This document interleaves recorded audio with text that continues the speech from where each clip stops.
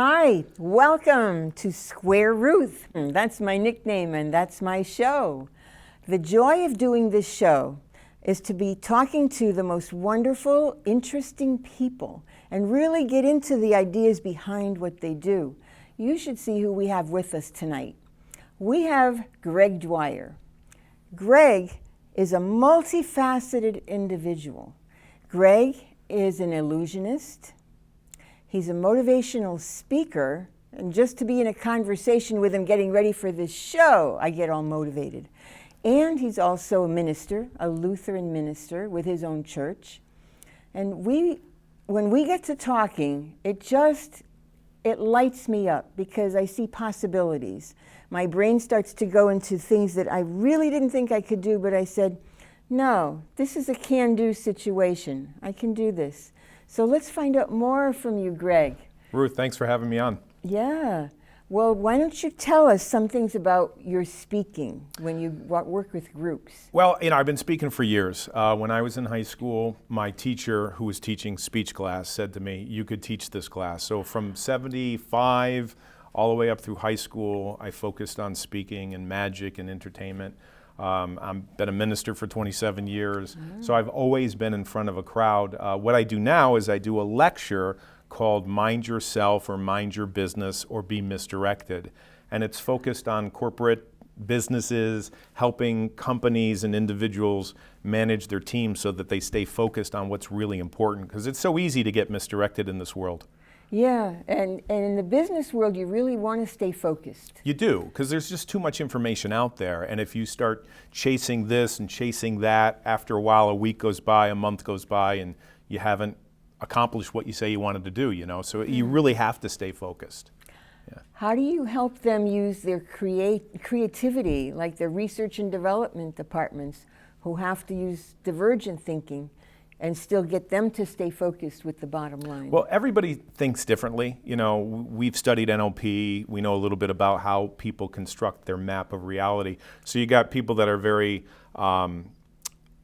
picture-oriented. We call them visual, right? Or auditory, kinesthetic. We have other people that they're focusing on the details and the way that they construct reality. But when it really comes down to is you really have to get a person to focus on what's important to them based on their values. And every single person out there is different. Nobody sees the world the same way as you do. Nobody sees the world the same as I do, which is probably a good thing. But we're all different in that regard.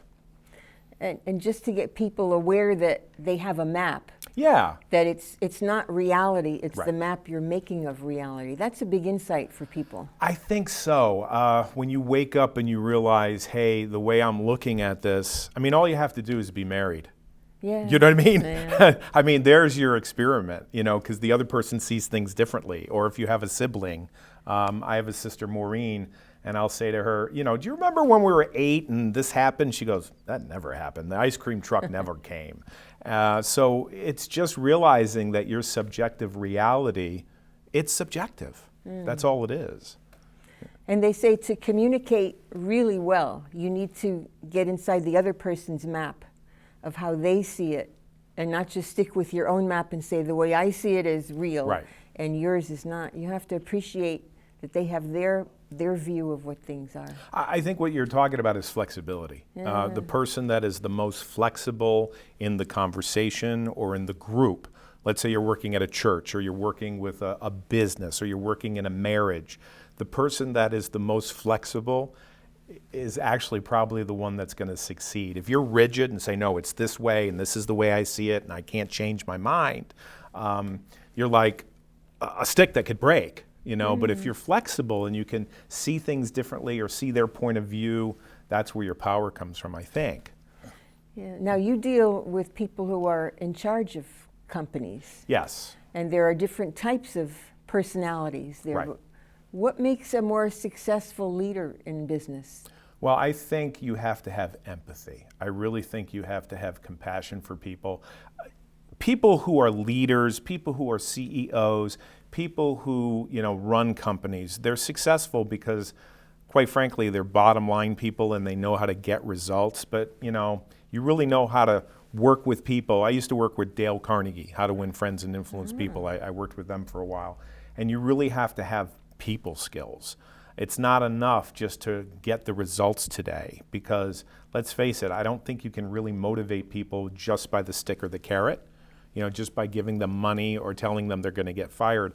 I think you have to build relationships, and that's really what a great leader does, so that people follow, because they want to follow, not because they have to follow. Yeah, the idea of following to me means a person is malleable. Sure. That you don't have to be born a certain way. Right. You can learn. The skills are learnable. And I would imagine that when you talk with groups, you're able to coach them into not being so set in their ways. Well, I do 60 minutes, and you can't perform miracles in 60 minutes. I mean, you can give somebody an idea, or you can give a group an idea of where they thought it was impossible, and now it is possible. But as far as, transforming the culture of a business in 60 minutes with a keynote speech, that would be a miracle. That'd be like walking on water. I don't think anybody can go in to a corporation and just speak for 45 minutes or an hour and everything changes. But you do give them some nuggets, you give them some information, and if they choose to put them into practice, you can make some change. But they have to want it. They have to want it. Well, some of those nuggets that you give, people are able to get an awareness of what they need to do. Right. And some people can just run with that. They get the awareness, and they can transform themselves based on that. Sure. Not everybody is willing to do that. No, I mean, when you're dealing with a group of people, you just have to realize that everyone sees the world differently, as we just said, and everyone has a different level of motivation. I think the first step, if you remember Maslow's pyramid, the first step is, water and food and clothing and survival, and then after that, they're building on that. But people are at different places in their life. Corporations are in different places of their lives. You do your best, you inspire them, you motivate them, you share some information that you think, can be beneficial for them, but they have to do the work. They have to do the heavy lifting, so. It must be satisfying to work with groups. I love it. I love it. I mean, to go in and to share your talent and to be able to share information that has changed my life, because that's really what it's about. And then you share it with other people. And, I get emails, I get phone calls from people that say, hey, I really appreciate this, and you're giving people hope. And I think that's really important in today's world. Hope, It is. So, yeah. It is. Yeah. You and I talked about how we both know about NLP. Yes, neuro-linguistic programming. We have to let the folks out there know about this. Sure. I was first introduced to it around 1980, and an educator that I really learned a lot from, who left teaching. Sometimes you leave teaching, you're so well suited, but you leave teaching. John Grinder, right? No. Oh, it wasn't John Grinder? No, this was a fellow teacher in North Haven. Oh, very nice. Yeah. Okay. Jimmy Collins. Oh, and wow. he said, wait till you find out what NLP is. Oh, okay. And, that was a thrill. No, then I met John Grinder, who was one of the two developers of NLP. Yeah. I took a weekend of training with him. But neuro-linguistic programming. Now, as a math teacher, I developed a way to use that to help people overcome math anxiety. Right. But why don't you explain about it? Neuro-linguistic programming is made up, completely made up. These two guys made it all up, but they were inspired by a woman by the name of Virginia Satir. And they started understanding how she was able to help people change. And so really, I think it was Richard Bandler, that was working with her, he started seeing patterns of thinking and patterns of language. And out of it, they created this thing called NLP, which didn't exist before, but it's really a study of what works and how we process information. So neuro is our mindset, or how we're wired. Linguistic is the words that we use, and then programming comes from the concept of computers, because these two guys were into computer programming. So it really comes down to understanding that your model of the world, my model of the world, the people listening or watching, they see the world differently as well. And so how do you model successful people? People who are successful in business, people who are successful in finances or teaching. How do they think about it and realize that if they are doing it, you can also do it too? So it's changed my life as it's changed yours as well. Oh, very much. Yeah. And the idea of programming, we all program ourselves to do different things. Sure.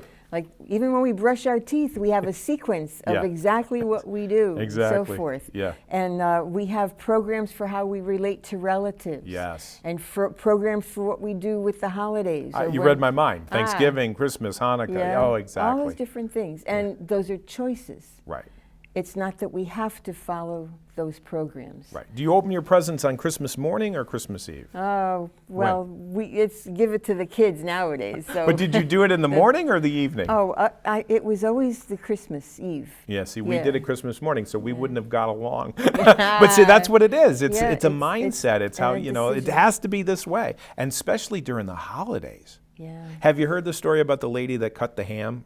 Have you heard this one? No. Okay, so she takes the ham out of the stove and she cuts it. Oh, I know about you know the it. end. And they Yes. say, why are you doing that? And they said, well, you have to ask Grandma. And she goes, well, I don't know. We just took it out and we cut it. And then you have to ask the next person in line, which is the great-grandmother. And she says, oh, that's because we had a small pan. Yeah.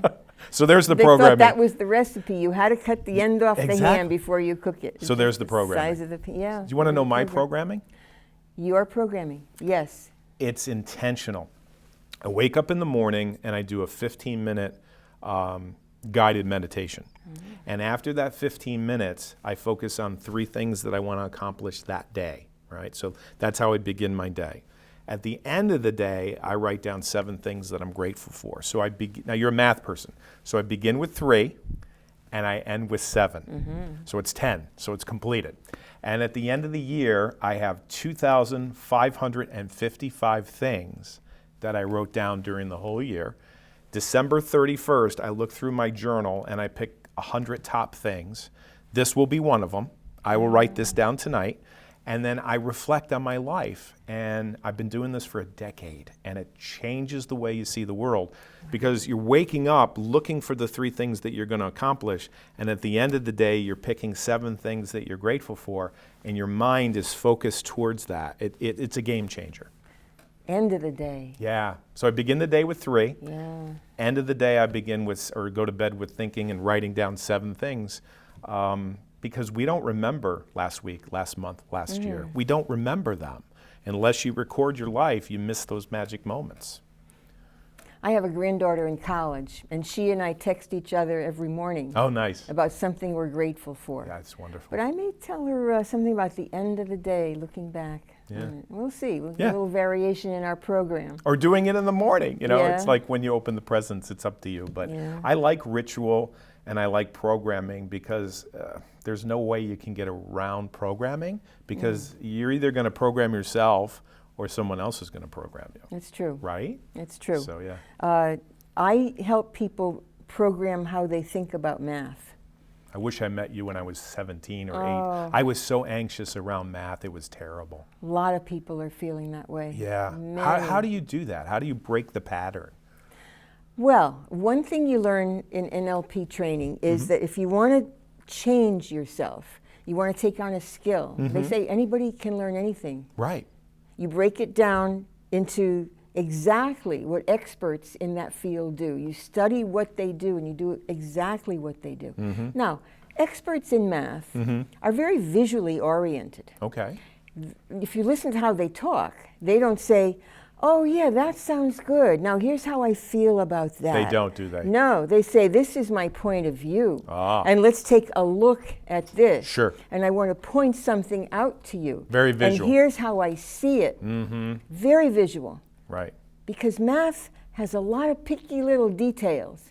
And you can't get into them with just hearing Right. or sensation. So when I see kids adding on their fingers, it's very tactile. Yes. You got to get into the visuals. You have to see, like 6 and 7 is 14. You got to see 6 and 7 is 14 Right. visually. Right. Because that's the only place you're going to get the intricate details that are in math. Right.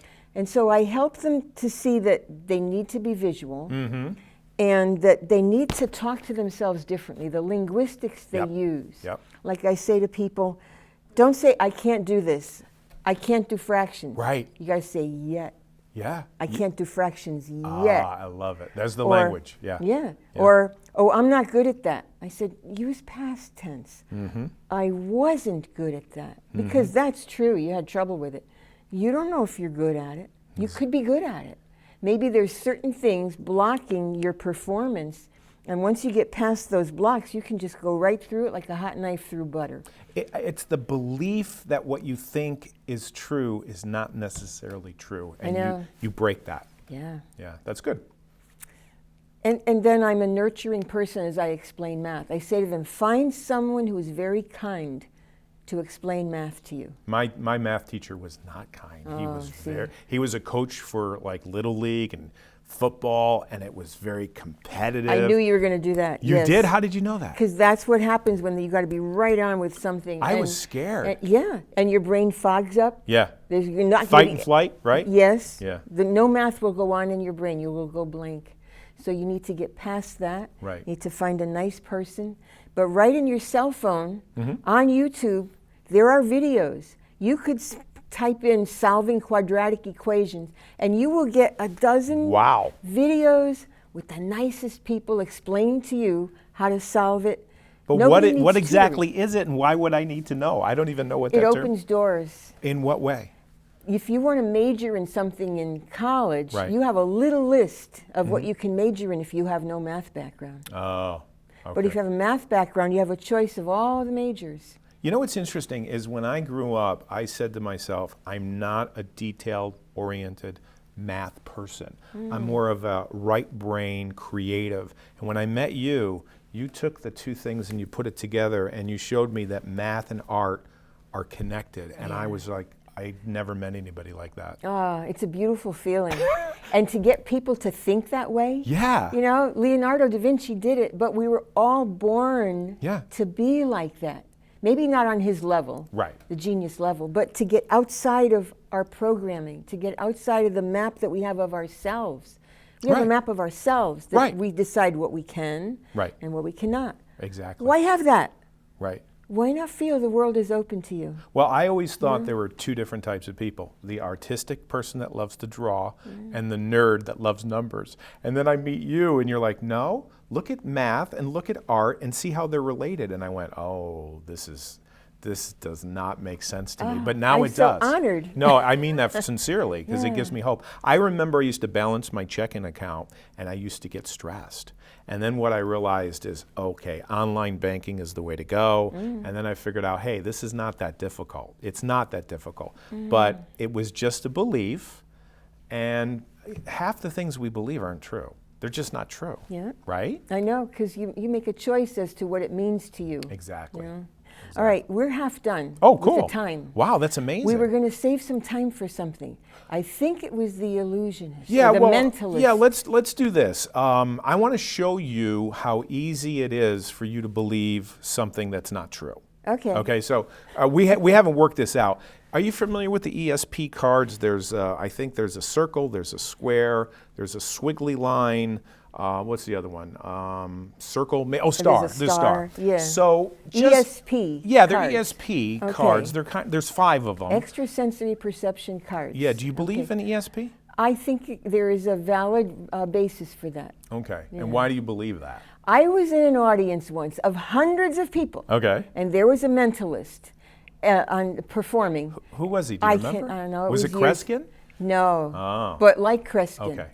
And he told me something I had written on a card. No way. I was in with hundreds of people. Now, you didn't write anything down, right? You're just thinking of one of those ESP. With you and me. Yeah, Yeah, you didn't I write showed me the cards before, and I'm thinking of one of them But you didn't now. write anything down. No. Okay, so let me do this. Let me write something down just so that I know that we're on the same page. First of all, I'm going to write down your name. And I'm going to do it over here so that there's no camera looking at me because I don't want. All right, so I wrote in the corner Ruth. Yeah. All right. So what I'd like you to do is just think about the symbol. Now, obviously, the square would be a giveaway because we know that that's your nickname, right? Yes. But I don't know if you picked that. So let me just ask you some questions, okay? And what I'm going to do is I'm going to commit myself right now to writing. So I have an idea.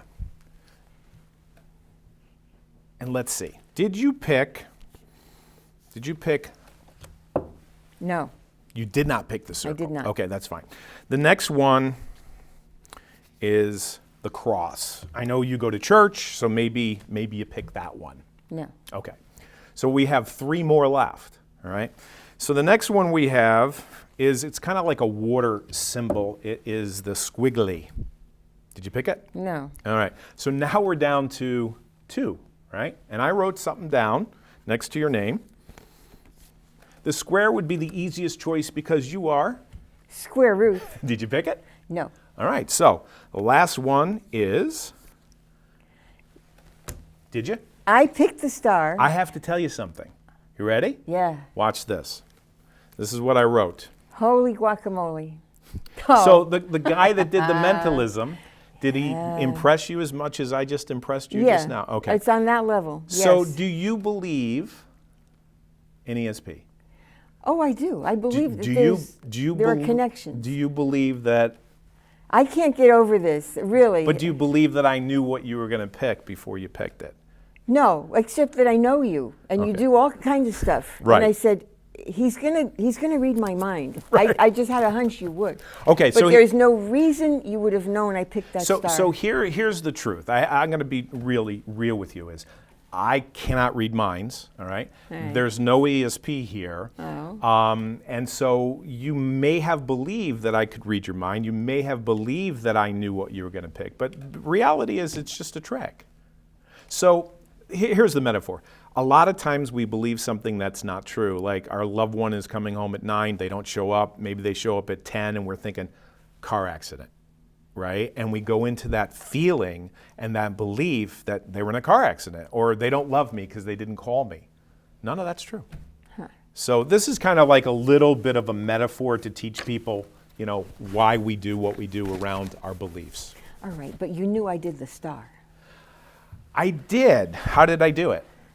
I don't know. Well, I'm just going to say ESP, unless you want to tell me more. But you couldn't have. After the camera's off, I'll tell you. How's that? Okay. All right, good. We won't tell anybody else. All right, fine. Magicians keep secrets. Yes, that's right. Oh, that's funny. Yep. All right, now you travel with people. I do. I've been doing it for a decade, 10 years. It's amazing. My first trip was to Israel. We took 50 people. It was wonderful. I've been to Italy, Ireland, Greece, Turkey, all over Europe. And I do it because I love to travel, because I love to see different beliefs, how people construct reality. Not everybody sees the world the same, as we mentioned, So travel is a great way to expand your horizons. I think it was St. Augustine who said, a person that doesn't travel only reads one chapter or one page in a book. Yeah, you know what I mean? Wow. So yeah. Yeah, and when you lead a group in traveling, you're a teacher in a way. I am. I really try to get out of the way so that I don't become a filter for people, because it's very easy for people to think, okay, well, this is Greg's point of view, or this is the way he sees it. So I try to really remove myself from the situation so that they can see the canvas of the culture and the people. I don't lead the trip. I hire a guide. So that guide, like when we go to Israel, his name is Iyad. He's a friend of mine. He's been doing it for like 25 years. He knows everything about Aramaic. He knows everything about the Christian background, the Jewish background, the Muslim background, and he's licensed to teach people. I basically make sure that the people are happy and that everything runs well. That's really what I do. But yeah. But you do set a tone, and they say we teach when we don't even realize we're teaching. Well, you communicate without words, right? Yeah. Don't we? Yeah. I mean, we communicate with words, but we also communicate when we're not talking. We're always communicating. So, That's true. Yeah. Now, it's dangerous to go to Israel, but Wait a minute. Why did you say that? I don't know. Do you believe that? I have a hunch it's dangerous. Well, I know people in Europe that think America is dangerous. With good reason. Yeah. You know what I mean? Like what happened today, I think in California there was a shooting, right? Yeah. So there are people in Denmark that I know that say they would never come to America because they really think everyone's holding a gun and that school shootings happen all the time.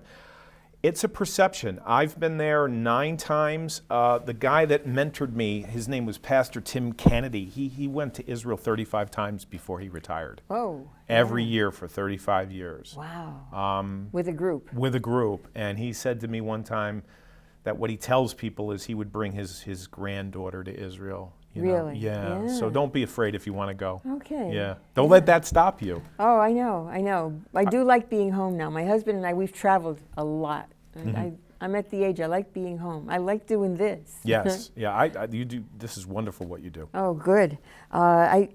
We only have a couple minutes left. Okay. And I need to talk about your metaphor of diamonds Oh, yes.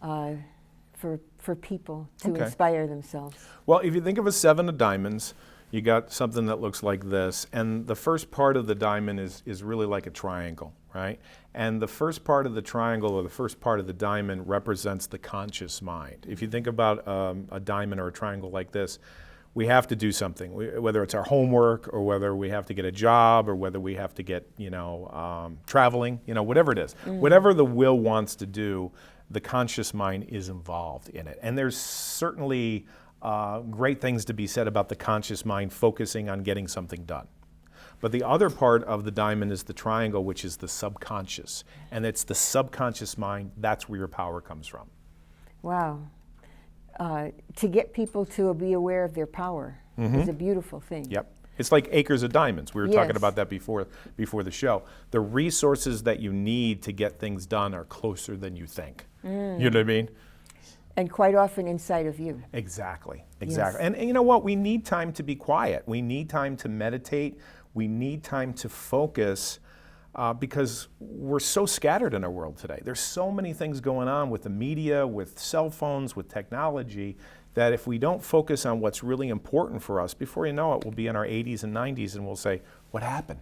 That's true. Right? Okay, we're coming to the close This was of our wonderful. session. This was so quick and fast. I know, time flies. It does when you're having fun. I know. Well, we need to have a feeling that what we're giving to you today will make a difference in your life. That's why Greg does what he does. That's why I do what I do. And it felt good to be here today to share what matters to us. And we hope that you, when you listen to this and to other speakers on this kind of stuff, that you light yourself up so you can pass it on to others. It's very important. We need to help each other. Well, I look forward to our next session of Square Ruth and seeing you next time.